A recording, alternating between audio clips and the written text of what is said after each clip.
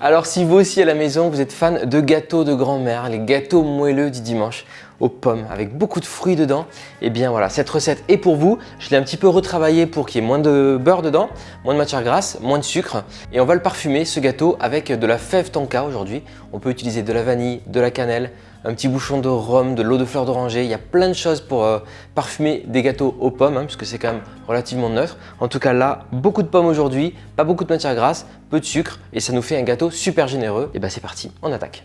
Regardez dans la composition, on a quand même la moitié du gâteau, ce sera de la pomme, on est d'accord. Levure chimique farine, du sucre complet, on peut prendre du sucre blond, ce que vous voulez, même un substitut de sucre pour avoir un gâteau sans sucre. Un petit peu de fleur de sel.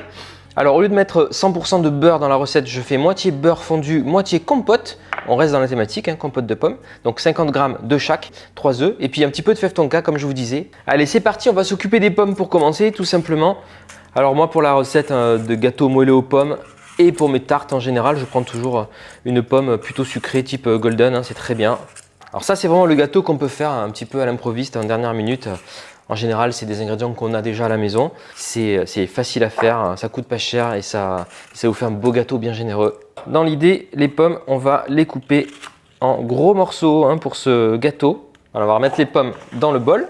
Alors même méthode que quand je fais une tarte aux pommes à l'ancienne, on va mettre un petit peu de sucre. Voilà, sucre complet. Remuer le tout pour bien envelopper toutes les pommes avec le sucre. Alors je ne sais pas si à la maison vous utilisez souvent ou pas la fève tonka.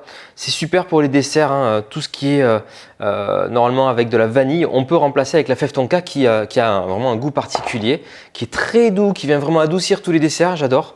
Voilà, donc là il suffit de râper un petit peu la fève tonka. J'en mettrai aussi d'ailleurs dans la pâte à gâteau et d'ailleurs c'est parti, on l'attaque cette pâte à gâteau. Pour la pâte à gâteau, on va mettre le restant de sucre.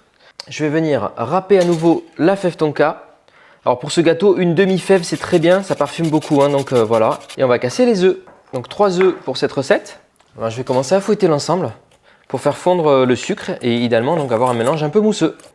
Allez, on va pouvoir ajouter le beurre fondu, donc 50 g de beurre fondu, de la compote, compote de pommes tout simplement.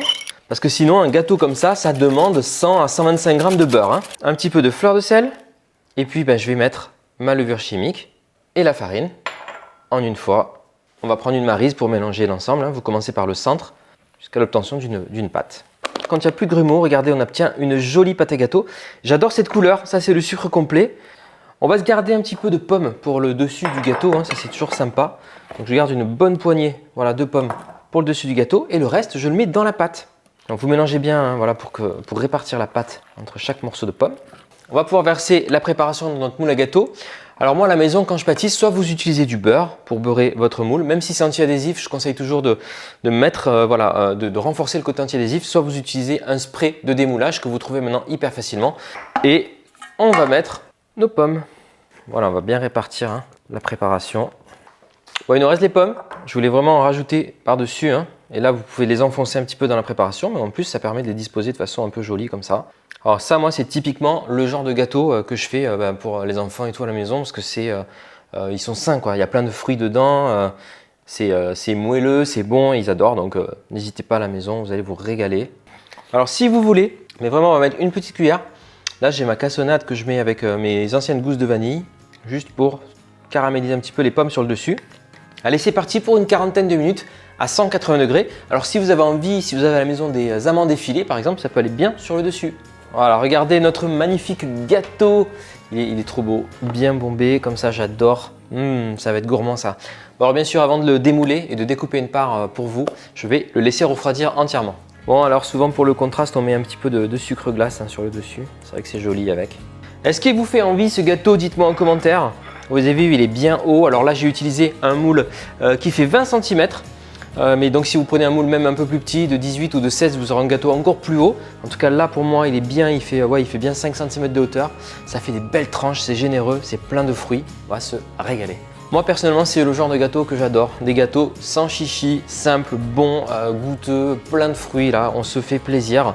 Voilà, une bonne part et ça repart comme on dit. Eh bien, bon appétit à tous, merci d'avoir regardé la vidéo. J'espère que vous me laisserez un petit commentaire, que vous la partagerez cette vidéo et surtout abonnez-vous à la chaîne si ce n'est pas encore fait.